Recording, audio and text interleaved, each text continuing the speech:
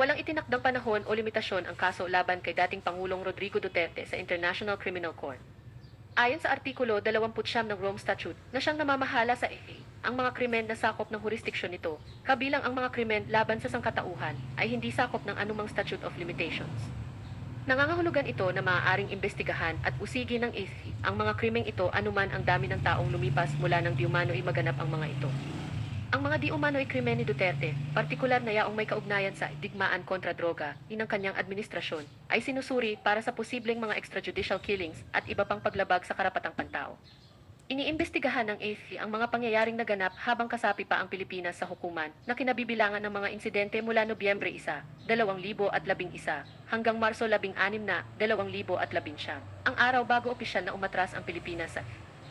sa makatuwid, ang investigasyon ay maaaring magpatuloy anuman ang oras na lumipas mula nang maganap ang mga di umano'y krimen.